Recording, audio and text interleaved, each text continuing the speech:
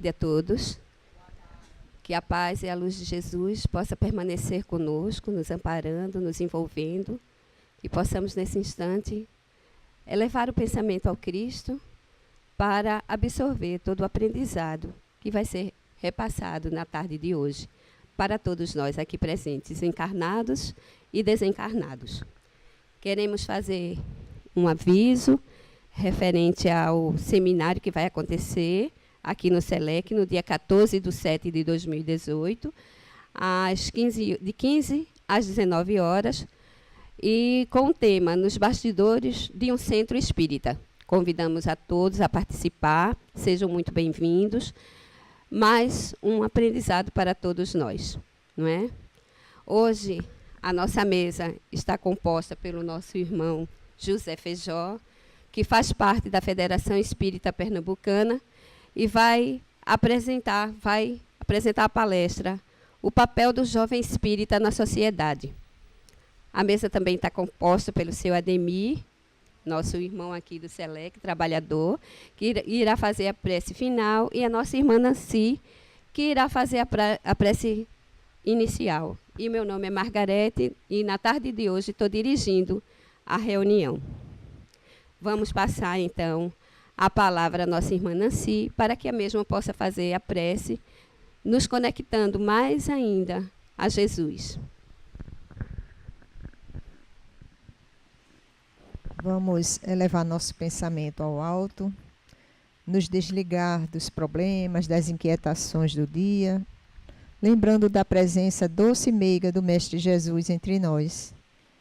Mestre Jesus, sabendo da tua presença entre nós, pedimos humildemente a tua misericórdia para as nossas fraquezas, a sintonia nossa com a tua assistência amorosa para os propósitos do bem, e que nós possamos, nessa tarde, sintonizados com esses bons propósitos, assimilar os ensinamentos que aqui vão ser passados, e que possamos sair daqui melhores do que quando aqui chegamos. Que a tua paz, que a tua luz nos envolva hoje e por todo sempre. Que assim seja. Devolvo a palavra à dirigente para dar os trabalhos por iniciados. E assim sendo, os trabalhos da tarde estão iniciados. Iremos passar a palavra ao nosso irmão José Feijó, para que o mesmo possa dar continuidade aos trabalhos. Prezados amigos, prezadas amigas, meus irmãos. Sob a égide de Jesus, o nosso irmão maior, atendendo mais um prestimoso convite que esta casa me fez, retorno para que nós possamos mais uma vez, nesse reencontro, agradecer a Deus e a esses mentores espirituais que sempre nos acompanham, quando nós assim o permitimos, pela bendita oportunidade que Ele concede a cada um de nós, em um domingo à tarde, apesar do nosso Nordeste está comemorando os festejos juninos e não joaninos. Não confundir, né? Festejos juninos com festejos joaninos, que a nossa festa popular nada tem a ver com João Batista, o precursor que anunciou a vinda de Jesus para todos nós. O tema desta noite, o tema desta tarde, nos convida para uma realidade deveras interessante. A importância do nosso jovem espírita na nossa sociedade. Nós às vezes perguntamos por que ainda dessa dúvida, dessa incerteza, quando nós já alimentamos uma certa idade, não credibilizar o jovem a oportunidade que ele precisa de fazer com que a doutrina do Cristo fique difundida de forma mais clara e precisa. E nós às vezes indagamos a alguns dirigentes das casas espíritas o porquê dessa divergência de pensamento, dessa falta de aproximação entre nós, que já entramos no estatuto do idoso, né? Com esses que estão chegando aqui, hoje aqui no SELEC, não sei pela primeira vez. Mas é bastante que nós tragamos ou observemos o passado de quando o cristianismo ainda primitivo chegou no nosso planeta de prova e de expiações. Pensamos a imaginar. O mundo vivia, há 2018 anos atrás, numa situação bastante difícil e que as pessoas não se entendiam, como ainda hoje ainda ocorre em grande escala. Não entendiam-se os jovens, nem também os mais velhos na idade física. E Deus, na sua infinita bondade, nunca deixou de enviar a este mundo espíritos jovens no corpo físico para dizer que há uma necessidade deles para conosco. Pois bem, a Terra passava por essa necessidade, como ainda passa ainda hoje, e Jesus mandou a este mundo, e Deus mandou a este mundo um jovem, que ao chegar aqui, pela sua grandeza espiritual, não escolheu nem um lar bastante confortável, nem também um palácio, e nem também a casa mais humílima, para dizer que a jovialidade sua estava livre desses conceitos humanos que às vezes nós julgamos as pessoas pela aparência ou pela idade que ele possui. Por isso que às vezes nós dizemos assim, erradamente, quanto mais velho, né, mais experiente. Será que isso é verdade? Se nós alimentarmos essa ideia apenas pelo lado físico, tudo bem. Mas nós nos tornamos espíritas. Sabemos que não estamos aqui pela primeira vez, que somos espíritos imortais, falidos e falíveis. Não somos tão novos como muita gente ainda pensa. Nós somos já um pouquinho velho, diga assim, velho na conjuntura. Permitam-me até colocar entre aspas. E este jovem, ao chegar aqui neste mundo, precisou de outros jovens. Todo mundo aguardava que ele realmente ocupasse um palácio, porque seria o rei mais esperado daquela época. Estamos falando de Jesus de Nazaré. E quando ele chega a este mundo, não escolhe nenhum palácio, porque nada disso adiantaria. Não escolheu o lar mais simplório, também, para evitar qualquer tipo já de dissensão, de discussão entre aquelas criaturas. Escolheu, pois, como nós sabemos, né, uma simples manjedoura, um coxo de um animal para dizer, eu estou chegando. Chegou. Na sua chegada, foi também em busca de jovens. Nos 12, os quais o convocou, o mais novo tinha 21 anos de idade. O mais velho tinha 33. Todos jovens, ou não? Se é verdade que a velhice não existe, com 33 anos ninguém está velho, eram jovens. E Jesus escolheu 12 jovens para a sua caminhada aqui terrena. Usando da seguinte questão de que não é pela idade física que nós podemos definir que fulano está, ou ciclano está pronto para o trabalho. Ele escolheu 12 jovens. E ao escolher 12 jovens, oportunizou a cada um. Ide e pregai. Fazei aquilo que eu faço. Não deixeis que as dificuldades tome, impeça o vosso progresso espiritual. Dificuldades encontrareis ou encontrarás, mas não há razão para fugir do caminho que vós mesmo traçaste para ti, disse ele aos seus 12.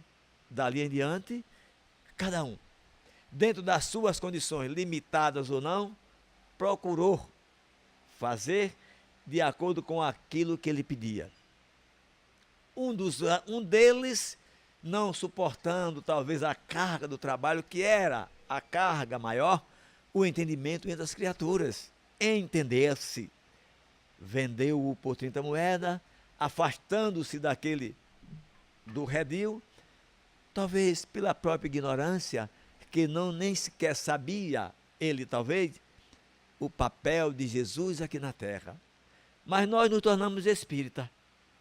E qual o verdadeiro papel do jovem espírita na sociedade? Jovem somos todos nós, de 8 a 80 anos. Mesmo passando dos 80, continuamos jovens. Que vamos ter uma nova oportunidade de renascer num novo corpo físico e nos tornaremos jovens mais uma vez.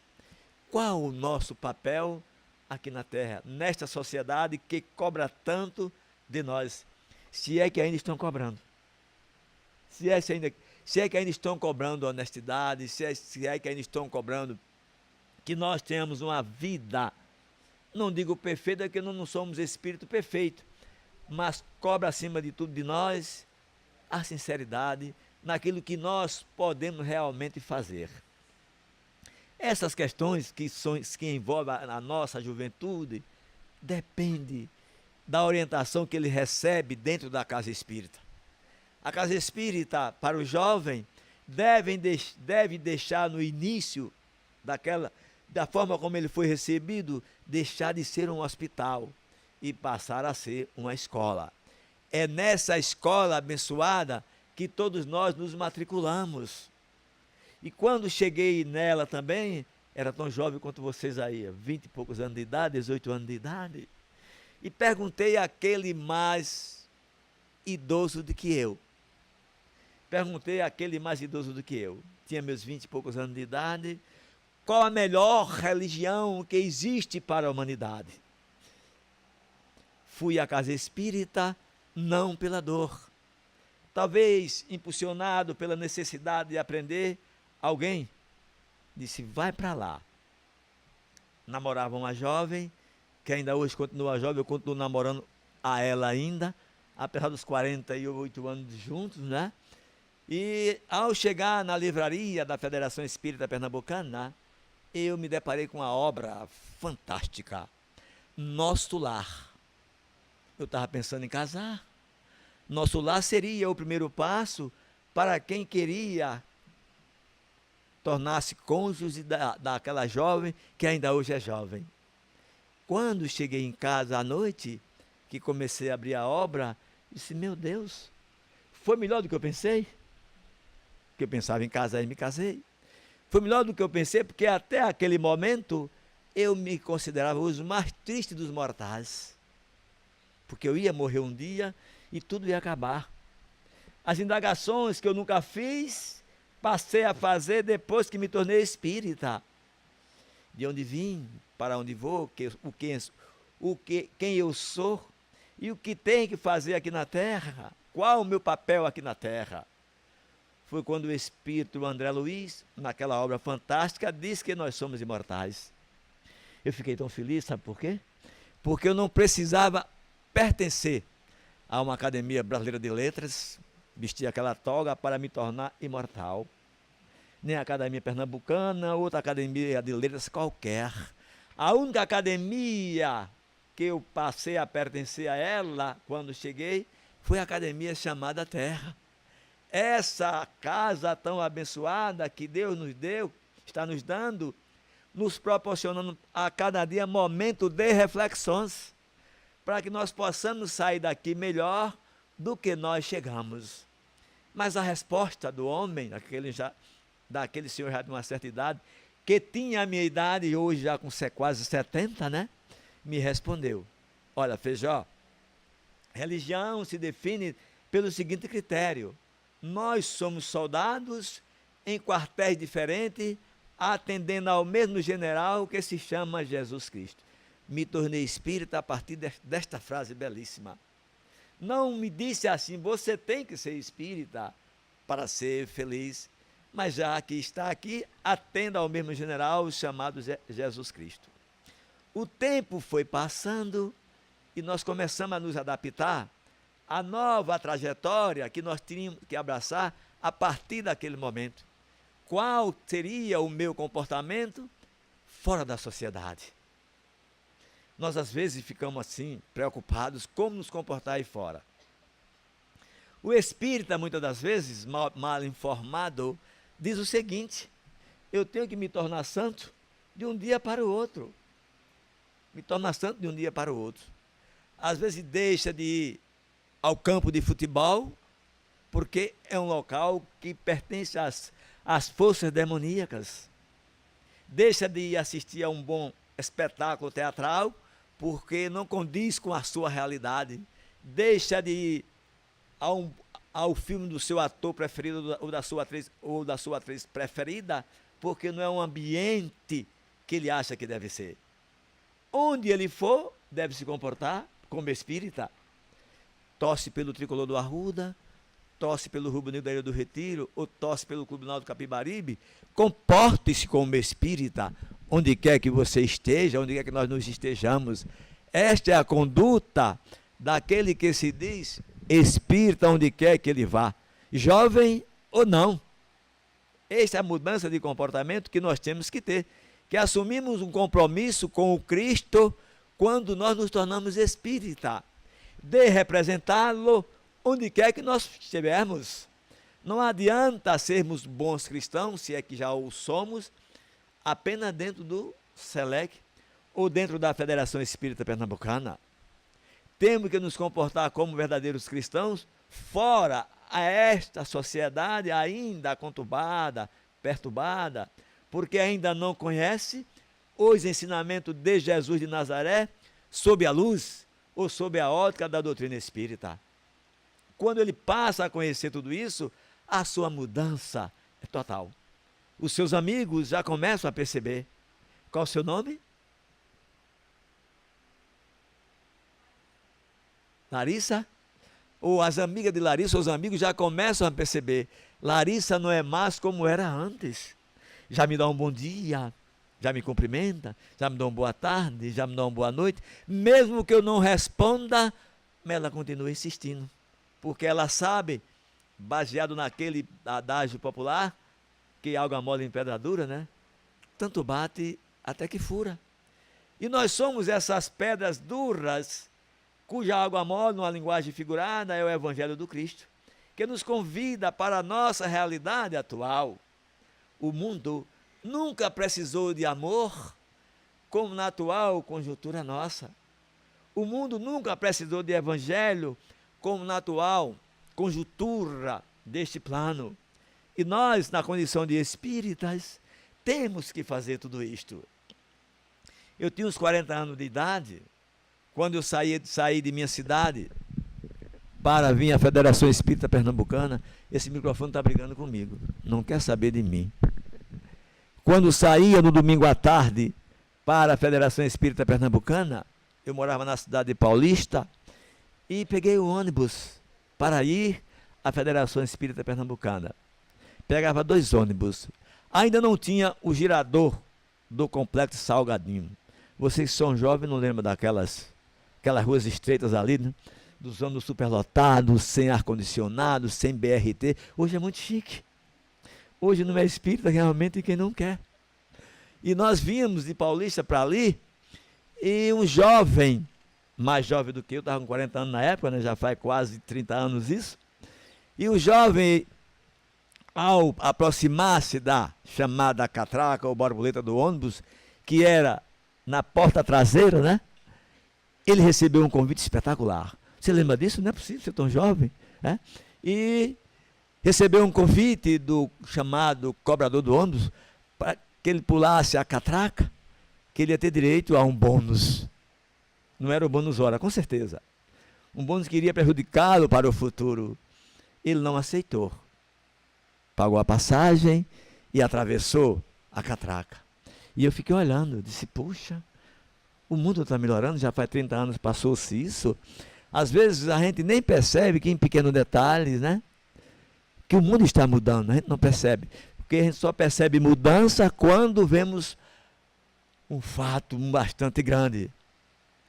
E ele passou e não aceitou. Desceu ali comigo no girador do Complexo Salgadinho.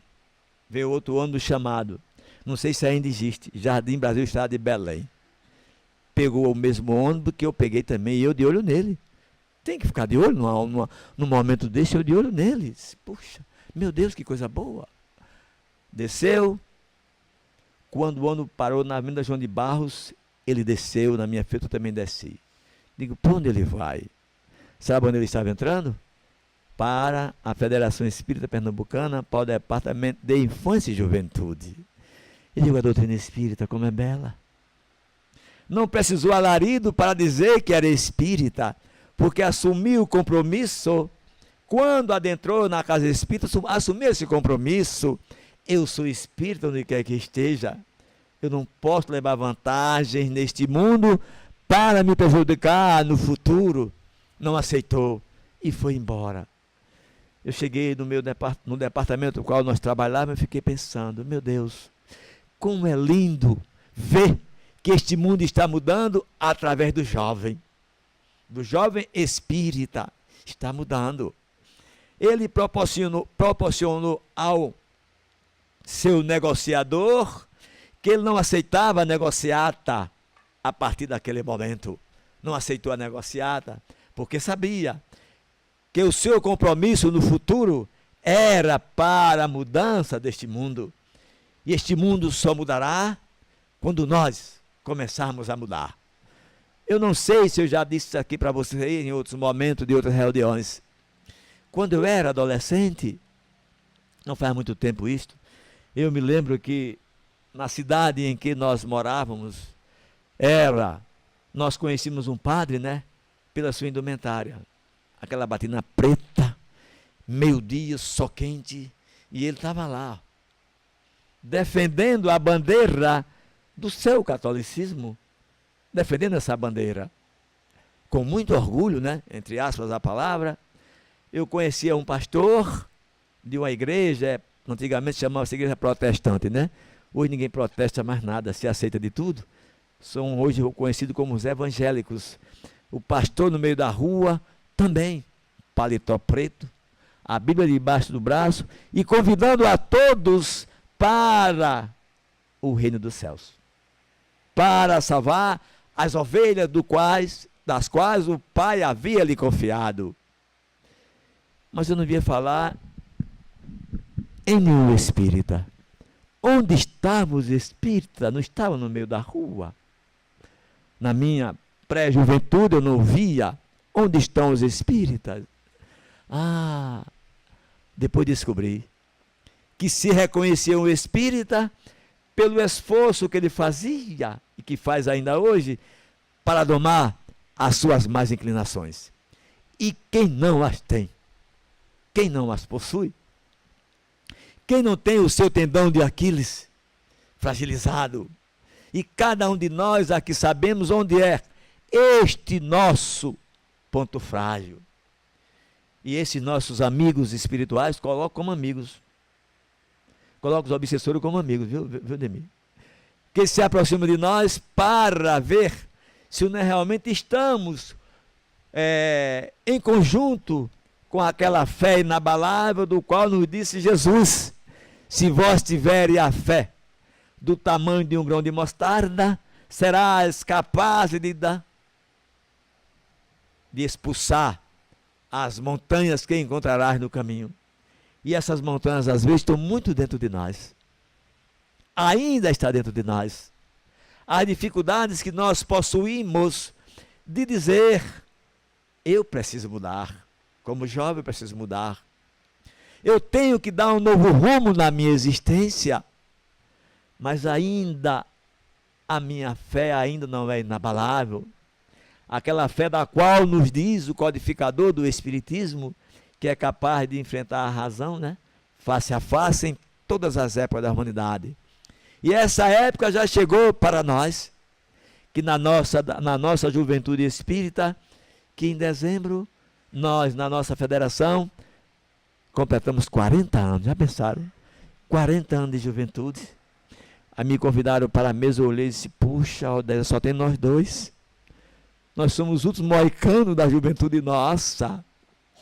Quem será que vai primeiro? Ela disse: eu não vou, eu também não quero ir primeiro. Então vamos demorar mais um pouquinho por aqui, para que nós possamos aprender com essa juventude que está chegando. Essa juventude que nos impulsiona, nos dá forças para que nós possamos permanecer sempre no caminho. Eu adoro conviver com os jovens, com a juventude. Porque sem elas, o que seria do cristianismo? O que seria da casa espírita sem a permanência do jovem na casa espírita? O que seria da divulgação do Evangelho de Jesus sem o jovem espírita? Que nós já estamos, vocês não, estão todos jovens, eu já estou com um pé na cova. Se eu botar o outro, vão fechar a tampa do ataúde, eu não quero botar o outro pé agora. Então este movimento espírita pernambucano e brasileiro depende de vocês que estão chegando na casa espírita. Não se sintam perseguidos ou esquecidos pelos mais idosos que ainda não adquiriram a confiança em cada um de vocês. O tempo os ensinará a perceber que vocês, mesmo nessa fase ainda de jovialidade, têm as suas incertezas da vida, como nós também ainda temos. Mesmo com essa idade, já passei da idade de sexo, que é de 60, né? Já estou chegando aos 70. Quem não tem as suas inseguranças? Então o jovem espírita precisa dar a ele a oportunidade dele dizer: eu sou e preciso ser um trabalhador do Cristo, para dizer aí fora que a doutrina espírita é realmente o Consolador prometido por Jesus. Além do Consolador prometido por Jesus, o jovem ainda dirá: ele é o reformador do eu, porque tem me reformado. Ele automaticamente dirá isso. Ele tem me reformado, porque eu, na condição de jovem, quando cheguei no SELEC, hoje não sou mais o mesmo.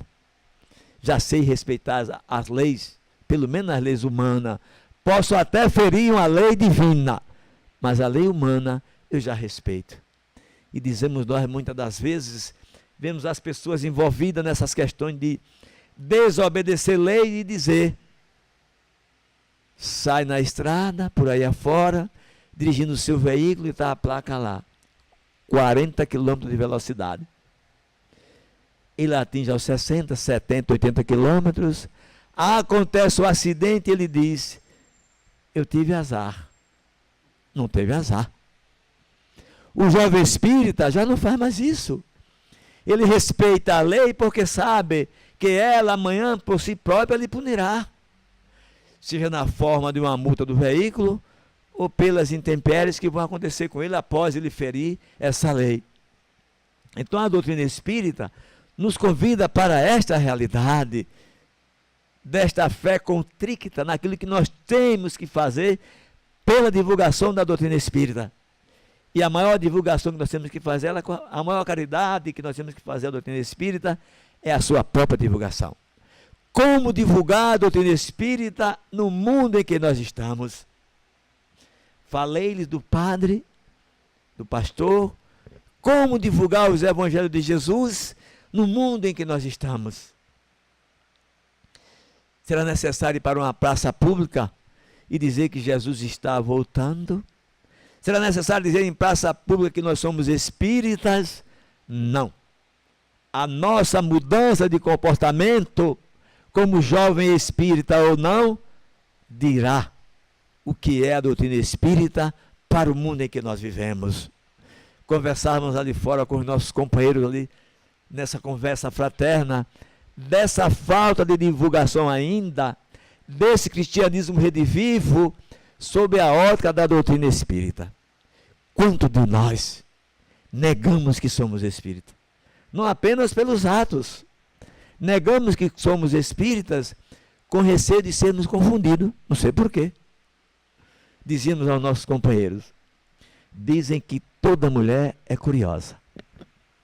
Nós homens também não ficamos de fora desse time. Nós não somos a exceção da regra também não. Somos curiosos. E quando se trata de doutrina espírita, nós somos mais curiosos ainda. Entrando dentro de um ônibus, duas senhoras conversavam sobre espiritismo. E nós ligamos logo as nossas antenas parabólicas para ouvir a conversa. Uma dizia: eu estou fazendo um tratamento no centro espírita. A outra respondeu-lhe: você é louca? No centro espírita? Aquilo é tratamento psiquiátrico, não vai resolver o seu problema.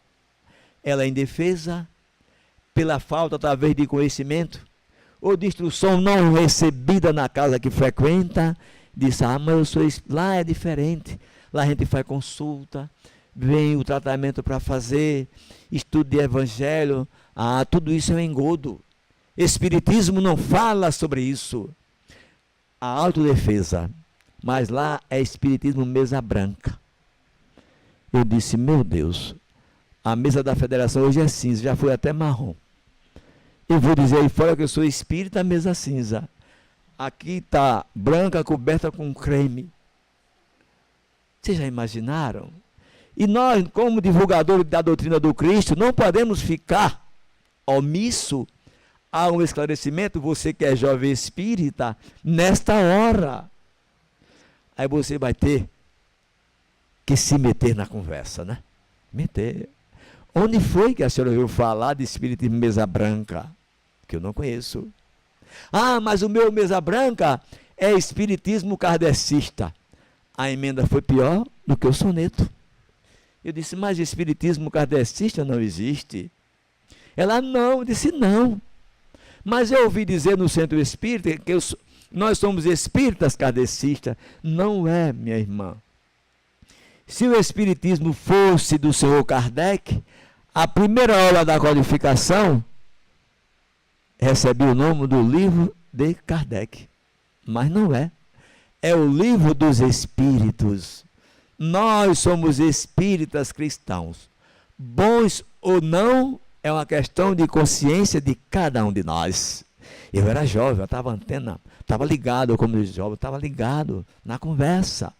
Nós não podemos permitir que o espiritismo seja difundido desta forma, cheio de amuletos, cheio de coisas que nada tem a ver com a doutrina de Jesus de Nazaré, o qual ele prometeu para todos nós, segundo o relato do evangelista João no seu capítulo 14, que ia chegar neste mundo e tirar as dúvidas nossas do passado, porque não pôde ele falar com linguagem clara, porque ninguém iria entender. Era preciso, pois, difundi-la com toda a sua essência primitiva. E os espíritos superiores fizeram isso para nós e nos entregaram de mãos beijadas, sem nada cobrar de cada um de nós. Eles deram de graça o que de graça receberam. E nós, na mesma proporção, temos que devolver. Recebemos de graça, temos que dar de graça o que de graça recebemos. Talvez você diga, ou você não, você já é espírita, já sabe disso. Ah, mas eu não recebo nada de graça. Mesmo sendo jovem, eu não tenho recebido nada de graça para dar de graça.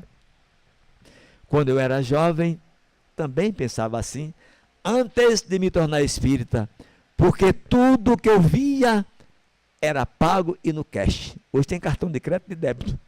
Antigamente era no cash. Tinha que se pagar na hora. Era essa a nossa vida quando eu era jovem.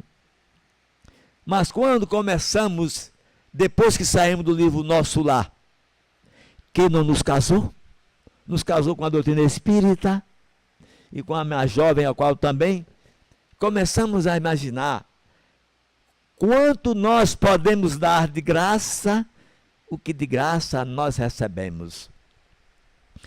E nós ficamos, às vezes, vemos no nosso veículo, ou no veículo de qualquer amigo nosso, no carro, né?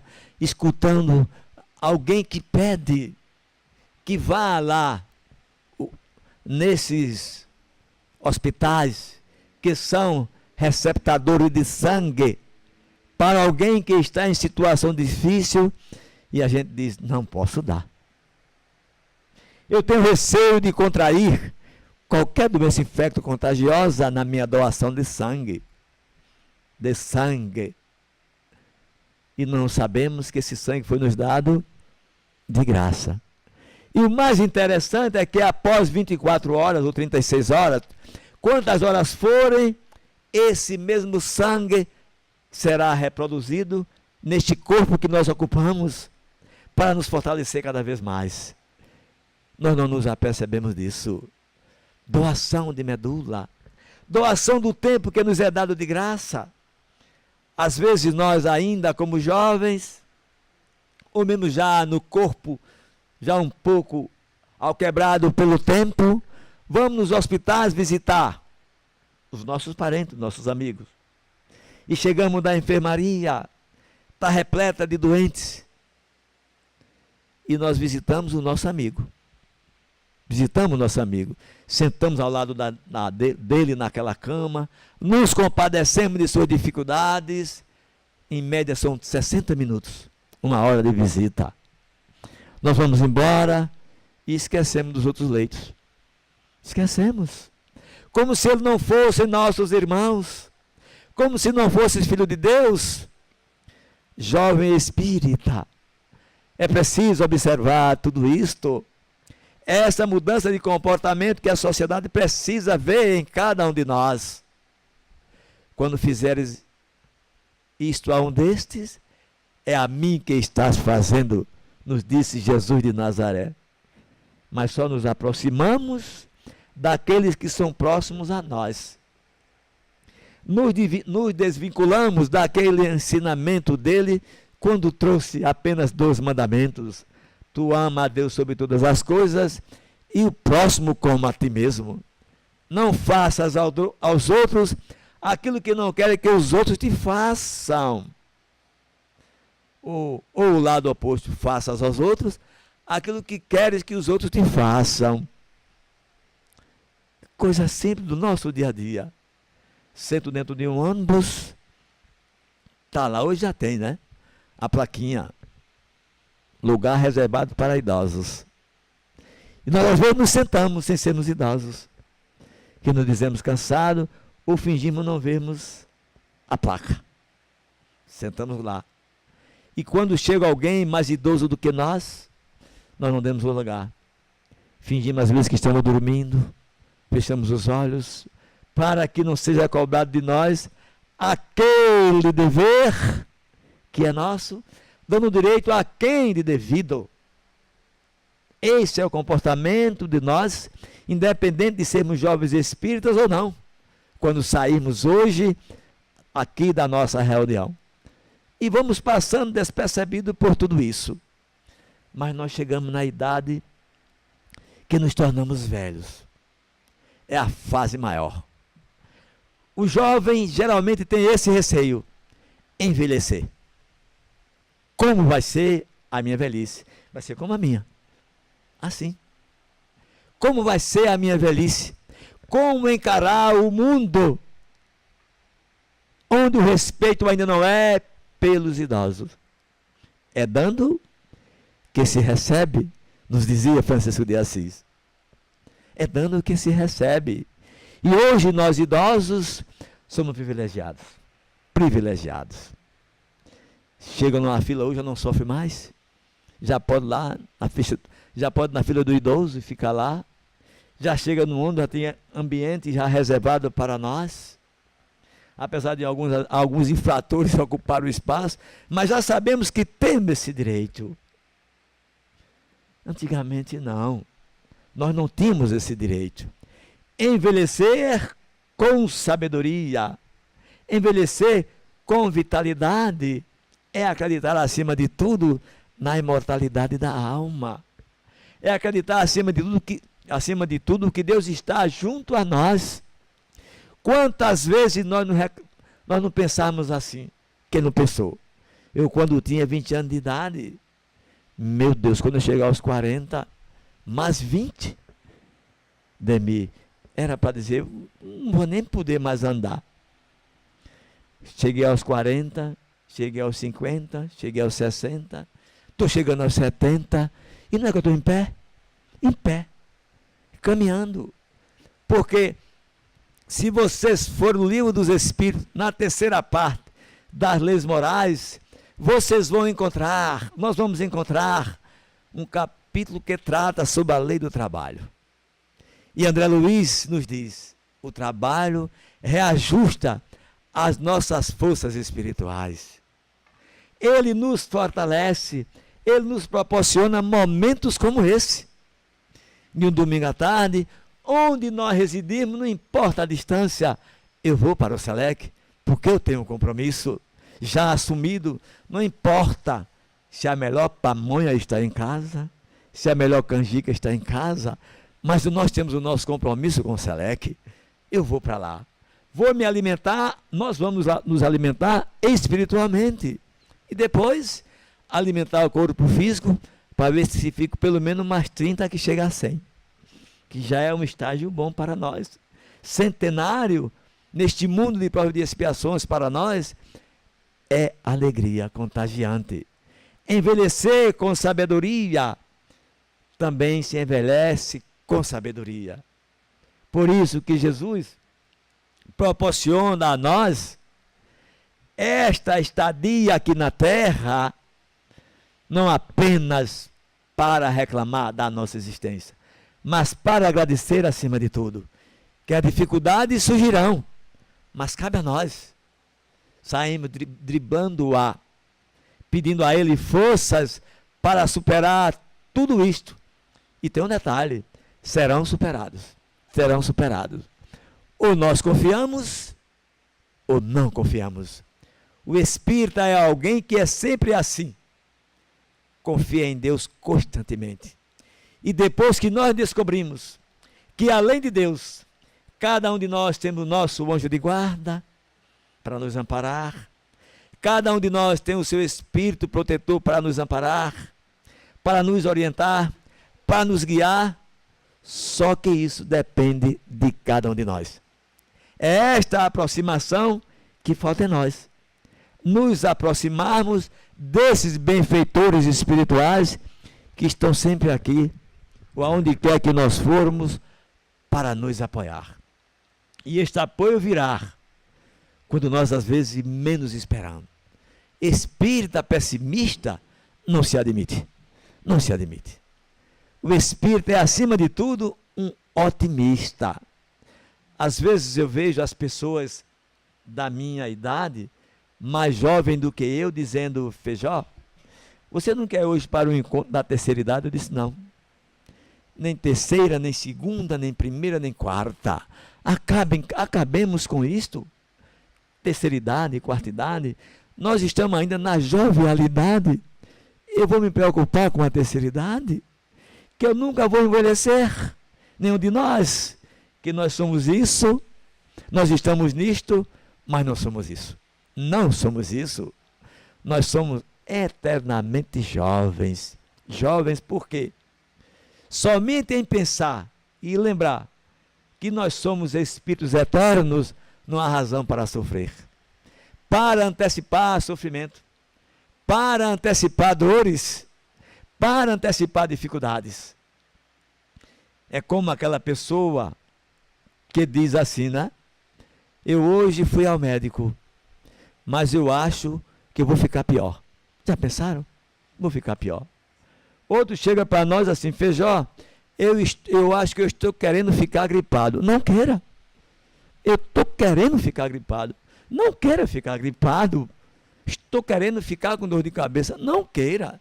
Diga assim: eu estou querendo ficar bom.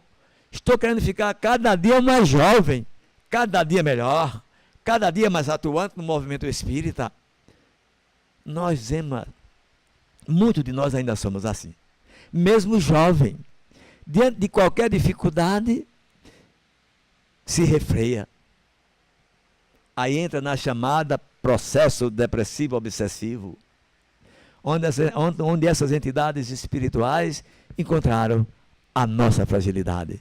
É a busca do não ser, a busca do não ter.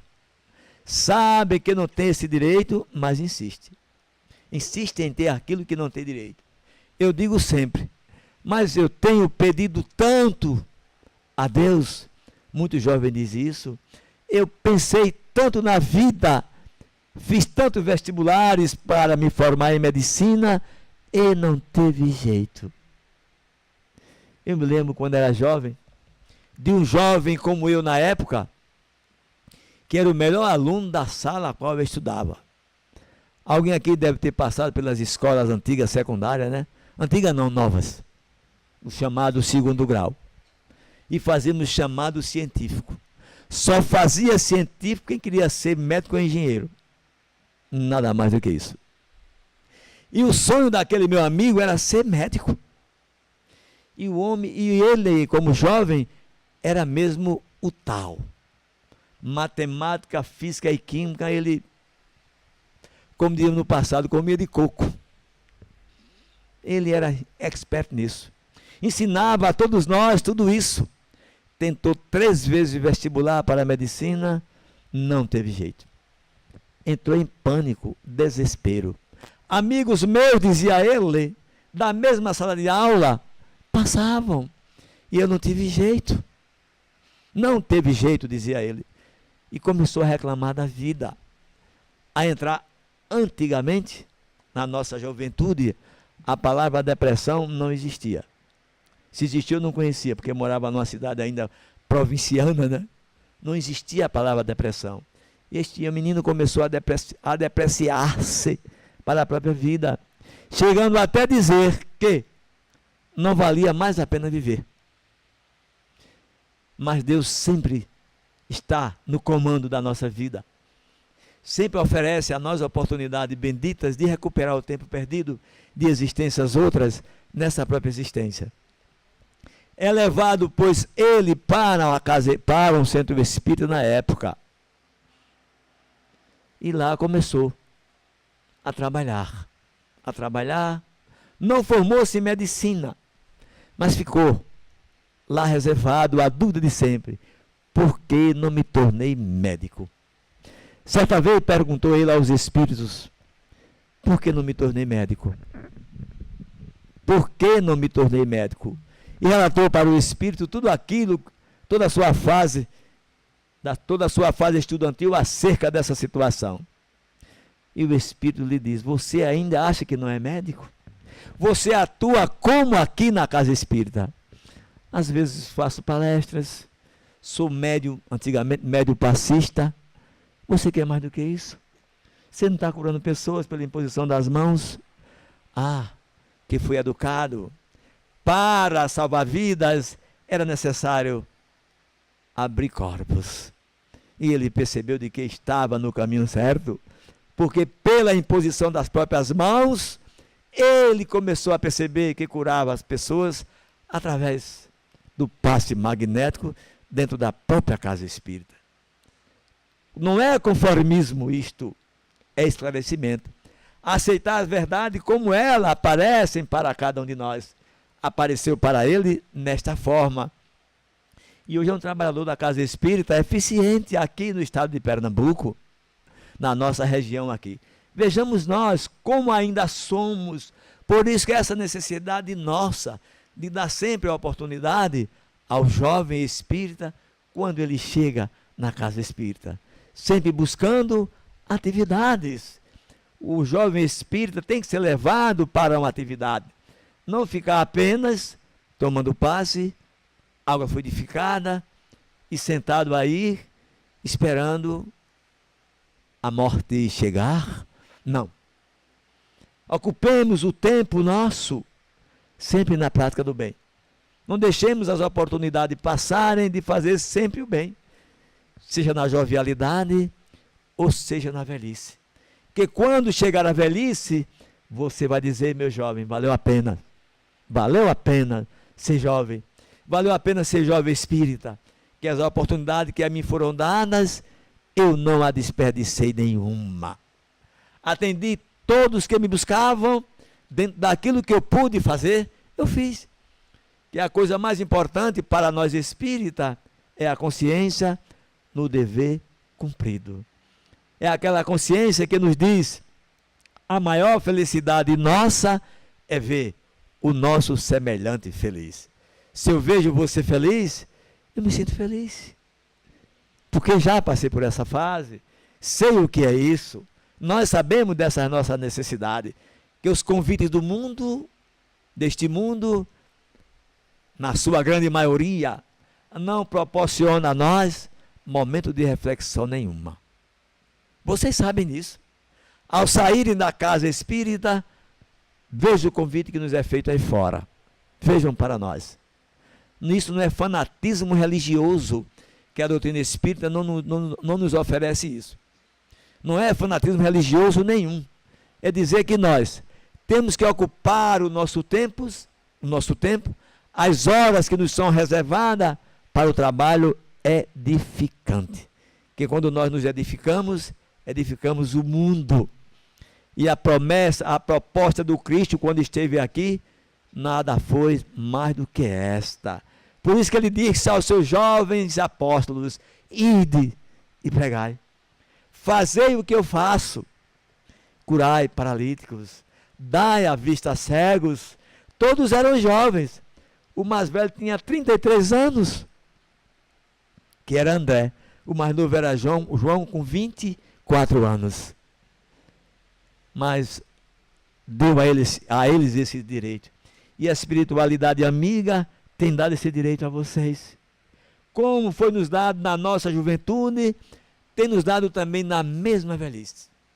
Só às vezes andando mais devagar. Como diz aquela música popular, né? Ando devagar, porque já tive pressa. Mas estamos andando. Estamos andando. O ruim é parar. O ruim é parar. Não devemos nunca parar, porque amanhã será cobrado o tempo. Espírita, nos diz o Espírito de Verdade, no capítulo 6, da terceira obra da qualificação, o Evangelho segundo o Espiritismo, no capítulo que intitula-se O Cristo Consolador. Espíritas, amai-vos. Espíritas, instruí-vos. E ninguém tem nos esclarecido tanto quanto essa doutrina abençoada que veio de cima para baixo. Para nós, espírito às vezes cansado de tanto sofrer e não fazer força para sair do sofrimento. E diz ele: eu sou um espírita resignado. Não é resignado, é acomodado. Não confundir acomodação com resignação. O espírita resignado, jovem ou não, é aquele que diz assim: eu preciso recuperar o tempo perdido. Não estou neste mundo por acaso. Não estou neste mundo como turista, apenas para conhecer as belezas naturais que existem nele. Estamos neste mundo para o trabalho. Fincar a bandeira. Deus, Cristo e caridade. Como nos diz o Espírito Ismael. É preciso desfraldar essa bandeira e dizer: se eu quero progredir, ninguém progride sem trabalhar. Isso na nossa vida profissional. Ninguém progride sem trabalhar. No lado espiritual, é a mesma forma. Para progredir, temos que trabalhar. E a cada dia é dado a nós. A cada momento da nossa existência é proporcionado a nós momento do trabalho. Quem não vai hoje encontrar um trabalho qualquer? Quem não vai? Talvez você diga: não, é domingo, é dia de lazer, não tenho mais o que fazer. Vocês estão fazendo o que aqui hoje? Nessa quase 1h, 50 minutos, nos ouvindo. Vocês estão trabalhando, por incrível que pareça. Porque ouvir feijó não é mole, não. Tem que ter paciência. E é essa paciência que esses espíritos estão dando a cada um de nós. É esta paciência de ouvir. E ninguém ensinou mais do que isso, do que Jesus. Como ele escutava as criaturas. Como ele ainda nos escuta. Como ele ainda tem ouvidos para ouvir as nossas reclamações, as nossas orações, os nossos peditórios eternos. Mas só tem dado a nós aquilo que nos beneficia. Eu digo sempre: se ele desse tudo que nós pedíssemos, era o maior inimigo nosso. Que nós só pedimos aquilo que às vezes não nos soma em nada. Por ser o nosso Pai bondoso, só tem dado a nós aquilo que nos tem feito bem. E é esta mão amiga dele que está sempre presente no nosso dia a dia. E todos nós, ao sair daqui, vamos enfrentar essa realidade lá fora. O jovem, o adolescente, os mais velhos, os da minha idade, vão encontrar suas dificuldades. E às vezes a dificuldade maior está, sabe aonde? Dentro do nosso próprio lar. Onde vamos defrontá-la? É o pai que não vai lhe entender, é a mãe que não vai lhe compreender. Às vezes é até o namorado que está em casa chateado que você veio para aqui hoje. Devia estar comigo, né, curtindo as festas juninas, e você veio. Ele vai lhe cobrar uma coisa que você está tendo aqui hoje. Paciência de ouvir. Paciência de ouvir. De retribuir o mal sempre com o bem. Por isso que Jesus nos disse, quando alguém te bater uma face, oferece, pois, o lado da outra. Quando alguém te trata mal, trata, pois, ele bem. Para que a luz brilhe, para que a nossa e a sua luz brilhe, é preciso que haja esse desencontro do passado, tornado em reencontro hoje, para que você possa dizer, para que nós possamos dizer, como dizia Paulo de Tarso, que era um jovem, quando conheceu Jesus, era muito jovem. Ninguém me moleste, porque eu trago em mim as marcas do Cristo. São essas marcas que Paulo de Tarso trouxe para ele de Jesus. Não a marca da coroa de espinhos, não a marca dos pregos que foram crucificados, nem as marcas do sangue derramado no patíbulo da cruz. A marca do amor, da compreensão, da paciência, da benevolência, a marca do reconhecimento de que a partir daquele momento, todos nós temos direito a um mundo melhor do que este. E para ir para um mundo melhor do que este, necessário se faz que nós façamos ele agora. Então, ao sair daqui, a dificuldade que cada um aqui vai encontrar, inclusive este que vos fala, é para ter paciência. Como dizia aquele homem, aquele dinossauro do desenho animado, lembram dele? Quando chegava em casa, o que era que ele dizia? Lembram dele do desenho animado, quando ele dizia, eu tinha meus 50 anos já. O que era que ele dizia? Ó, as mulheres, né? Querida, cheguei. Né? Assim somos nós, homens, querida, cheguei. A mulher vai dizer em casa, quando chegar a companheira, querido, acabei de chegar. Não tem quem resista a uma condição dessa. Ninguém resiste a um bom tratamento. Ninguém resiste a um bom abraço. Ninguém resiste ao amor, por menor que seja, onde nós chegarmos, dizer, a paz vos trago, a paz vos dou. E eu, neste momento, vos digo, a paz vos deixo. Que Deus nos abençoe e muita paz para todos nós.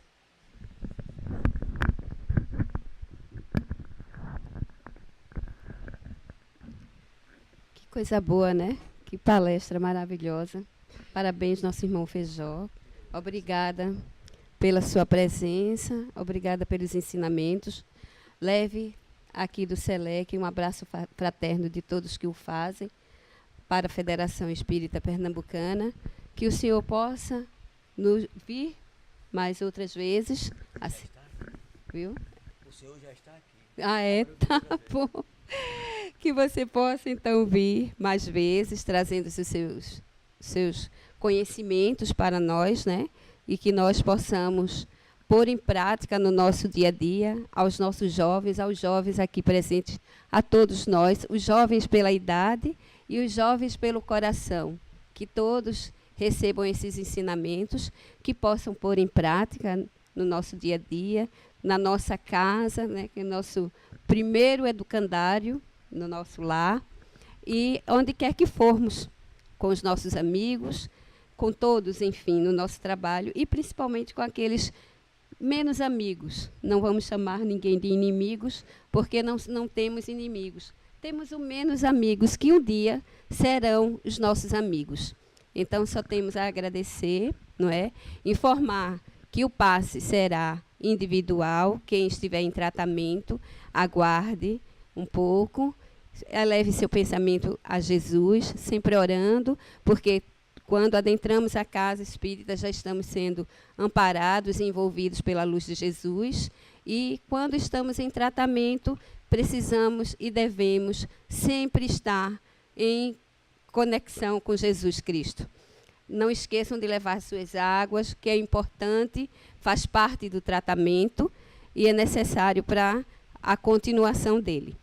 Vamos passar a palavra ao nosso irmão Ademir, para que o mesmo possa fazer a prece final, agradecer a Jesus por mais esse banquete de ensinamentos.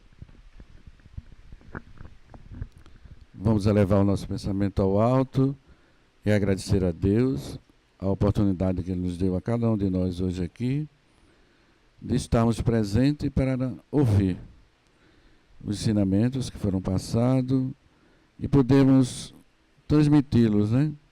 Divulgá-los através das nossas mudanças, dos nossos comportamentos, porque nós somos espelhos. E mostrarmos às outras pessoas ainda o que é o Espiritismo, o que é essa doutrina tão maravilhosa que nos traz grandes entendimentos da vida futura e de que nós estamos aqui nos preparando para a nova vida que vamos chegar para cada um de nós. Que Deus nos abençoe e nos ilumine hoje, agora e sempre. Que assim seja. E assim sendo, com essa rogativa, agradecemos a Jesus, ao nosso irmão Fabiano de Cristo, mentor espiritual dessa Casa de Oração e Trabalho, e assim damos por encerrada a reunião na tarde de hoje.